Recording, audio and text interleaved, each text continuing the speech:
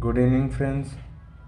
कल हमने पढ़ा था कंपोनेंट्स ऑफ सीआर का पहला टॉपिक इमेजिंग प्लेट। उसी सीरीज को आगे बढ़ाते हुए आज हम पढ़ेंगे कंस्ट्रक्शन ऑफ कैसेट, यानी जिसमें इमेजिंग प्लेट एम्प्लॉय होती है, मतलब, है ना। तो कैसेट का कंस्ट्रक्शन कैसे होता है? कैसेट का front side of the cassette should be made up of low atomic number material like carbon fibre. ऐसा क्यों होता है? ताकि फ्रंट साइड से रेडिएशन इजीली पास हो जाए और कहाँ पहुँच जाए? इमेजिंग प्लेट पर। और बैक साइड और पैनल ऐसे लिखा हुआ है, back side made up of high atomic number like PB, है ना। इससे तो सब परिचित हो, ये लेड है ना। ये हाई एटॉमिक नंबर का होता है ताकि ये रेडिएशन को रोक ले। नेक्स्ट है CR cassette is not light tight holder because IP is not expose by light. ये सबसे इम्पोर्टेंट पॉइंट है।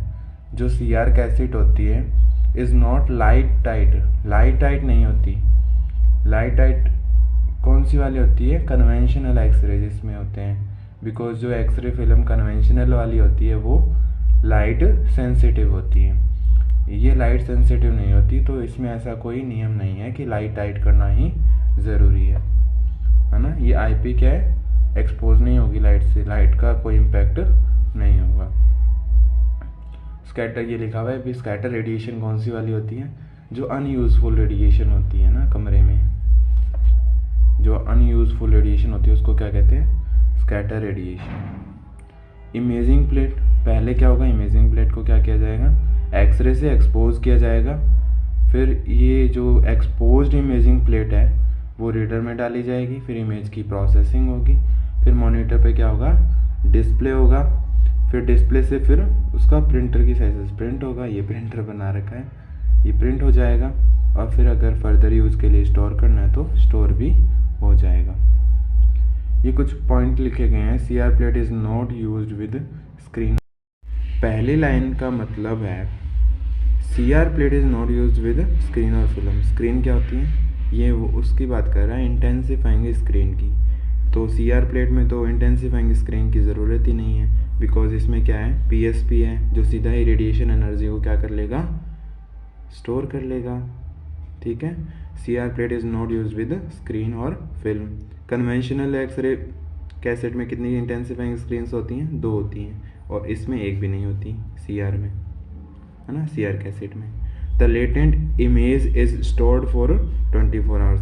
ये लिखा हुआ है कि एक बार एक्सपोज कर लेंगे आईपी को तो वो डाटा कब तक रहेगा? 24 आवर्स तक रहेगा।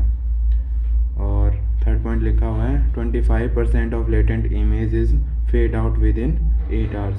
मतलब 8 घंटे के बाद में अगर उसको रीड करेंगे तो 25% क्या हो जाएगा? डाटा फेड अप हो जाएगा या फेड आउट हो जाएगा, मतलब 75% डाटा ही रहेगा। मतलब समय के साथ साथ क्या हो रहा है? डाटा भी इरेज हो रहा है। तो ये ब्लॉक डायग्राम ऑफ सीआर है। ये क्या है? Block diagram of CR. पहले आईपी, फिर एक्सपोज आईपी, फिर रीडर, फिर इमेज प्रोसेसिंग, डिस्प्ले, प्रिंट और फर्दर यूज़ के लिए स्टोर। अच्छा, रीडर एक और काम करता है। जब इमेज प्रोसेसिंग होती है तो इसको इरेज कर दिया जाता है। नेक्स्ट है भी लेटेंट इमेज जो होती है वो रीडर से डिजिटल इमेज में कैसे कन्वर्ट हो जाती है। मतलब उसमें ऐसा क्या होता है कि वो डिजिटल इमेज में शो हो जाती है मॉनिटर पे। सो लिखा हुआ है formation of digital image from latent image after the exposed IP cassette pass into the reader और scanner it get scanned by. ये किससे स्कैन होती है? हीलियम नियॉन लेज़र लाइट से। मतलब इसमें क्या होती है? हीलियम और नियॉन लेज़र लाइट्स होती हैं। मैंने कहा था पीएसपी होता है यानी फोटो स्टिमुलेबल होता है। तो ये लेज़र लाइट जब आईपी पे गिरेगी, ये लेज़र लाइट आईपी पे गिरने से क्या होगा? वो स्टिमुलेट हो जाएगा और फोटोन्स रिलीज करेगा। लिखा है laser light gives sufficient energy to trapped electron in conduction band। Laser light है वो sufficient energy। अच्छा, laser light provide sufficient energy to trapped electron। trapped electron क्या है? जो जब एक्सपोज किया था आईपी को तो रेडिएशन एनर्जी थी, उस रेडिएशन एनर्जी ने क्या किया, यूरोपियम एक्टिवेटेड बैरियम फ्लोरोहैलाइड से, यूरोपियम से बेसिकली इलेक्ट्रॉन को कहाँ पहुँचा दिया था, कंडक्शन बैंड में। उन्हीं इलेक्ट्रॉन्स को क्या कह रहे हैं, ट्रैप्ड इलेक्ट्रॉन। और यही ट्रैप्ड इलेक्ट्रॉन क्या है, लेटेंट इमेज फॉर्म कर रहे हैं आईपी पे। Then the electron return their valency band और ग्राउंड स्टेट। फिर इलेक्ट्रॉन जो कंडक्शन बैंड में है वो इस एनर्जी से है ना, इस एनर्जी से स्टिमुलेट हो गया ना, इस एनर्जी से कहाँ आ जाएगा, वैलेंसी बैंड या ग्राउंड स्टेट में आ जाएगा। Valency band basically ground state की अपनी वैलेंसी बैंड में और ग्राउंड स्टेट में आ जाएगा। जब अपर से लोअर स्टेट में आएगा, कंडक्शन बैंड से ग्राउंड स्टेट में आएगा तो क्या होगा, एनर्जी रिलीज होगी और किस फॉर्म में होगी, ब्लू ग्रीन लाइट की फॉर्म में। When the electrons are return their ground state they emit visible light. तो विजिबल लाइट को कौन कलेक्ट कर लेगा, ये पीएमटी, फोटो मल्टीप्लायर ट्यूब लिखा हुआ है। विजिबल लाइट कैसे मिली, स्टिमुलेट करने से।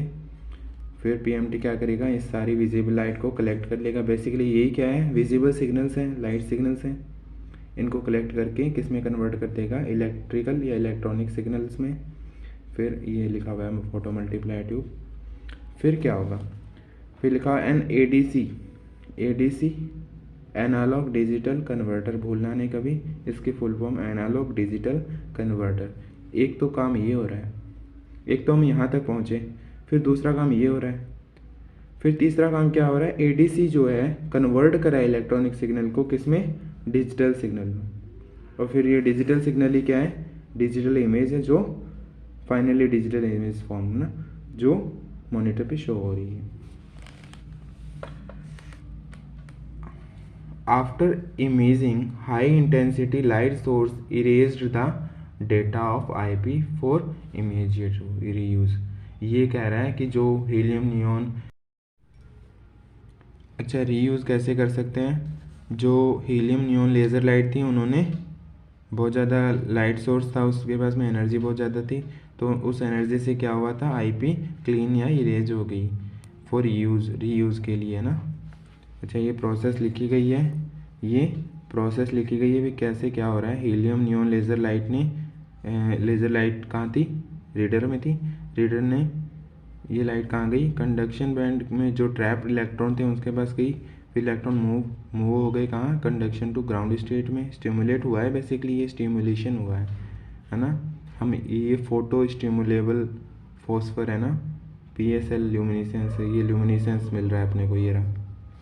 तो इसका प्रिंसिपल ऐसा ही है, तो ऐसे ही वर्क करेगा, ये स्टिमुलेट कर रहा है, फिर ये अपर क्लास से लोअर क्लास यानी ग्राउंड स्टेट में आ रहे हैं, और फिर हमें क्या मिल रहे हैं, विजिबल सिग्नल्स मिल रहे हैं, emit blue green visible light. फिर इसी विजिबल सिग्नल्स को पीएमटी इलेक्ट्रॉनिक सिग्नल में कन्वर्ट कर रहा है, फिर एडीसी क्या कर रहा है, डिजिटल सिग्नल में कन्वर्ट कर रहा है। Now for reuse, high intensity light से इरेज कर देते हैं, बहुत ज़्यादा हाई इंटेंसिटी की, ये तो कन्वर्ट कर रही है, ये डेटा बना रही है, लेकिन फाइनली क्या कर देंगे, जो डाटा पड़ा है उसमें तो उसको मिटाने के लिए हाई इंटेंसिटी लाइट सोर्स से एक्सपोज कर देंगे, जिससे क्या होगा, इरेज हो जाएगा सारा का सारा डाटा, और फिर वापस उस कैसेट को यूज़ कर सकते हैं। अच्छा ये एक ब्लॉक डायग्राम बनाया है, ब्लॉक डायग्राम ऑफ CR। ये अपनी ट्यूब है, ट्यूब से क्या निकल रही है, एक्सरेज निकल रही है, फिर रेज नीचे आ रही है, फिर ये पेशेंट है, पेशेंट में कुछ एटेन्यूएशन होगा, फिर ट्रांसमिट हो जाएगी एक्सरे रेडिएशन, फिर जो ट्रांसमिटेड रेडिएशन है वो कहाँ पड़ेगी, आईपी पे, फिर आईपी पे ट्रैप्ड इलेक्ट्रॉन बनेंगे, ट्रैप्ड इलेक्ट्रॉन ही क्या है, लेटेंट इमेज फॉर्म करेंगे, फिर trapped electron PSP with latent image, ये क्या है, पीएसपी विद लेटेंट इमेज है ना, पीएसपी विद पीएसपी है, photo stimulate PSP with latent image है। फिर पीएसपी को कहाँ डाल रहे हैं, जो लेटेंट इमेज है उसको रीडर में डाल रहे हैं, एक्सपोज करके लाए हैं, लेज़र लाइट।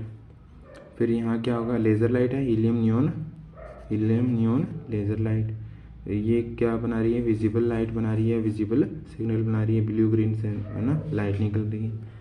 फिर विजिबल लाइट पीएमटी से फोटो मल्टीप्लायर ट्यूब क्या कर रही है, सारी की सारी लाइट को क्या कर रही है, कलेक्ट कर रही है, फिर ये कलेक्ट करके क्या बना रही है, इलेक्ट्रॉनिक इलेक्ट्रिकल या इलेक्ट्रॉनिक सिग्नल बना रही है।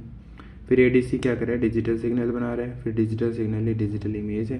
फिर फाइनली क्या कर दिया जाएगा, हाई इंटेंसिटी लाइट सोर्स से एक्सपोज कर दिया जाएगा ताकि आईपी को वापस से रीयूज़ किया जा सके। सो आज का टॉपिक थोड़ा समझने वाला था, आई होप आपको समझ आया है। ये बहुत इजी है, अगर आप ध्यान से पढ़ोगे तो एकदम इजी टॉपिक है। थोड़ा समझने वाला है तो इंटरेस्ट भी पैदा होता है समझने में। Thank you so much. कल फिर मिलेंगे एक नए टॉपिक के साथ में। Take care.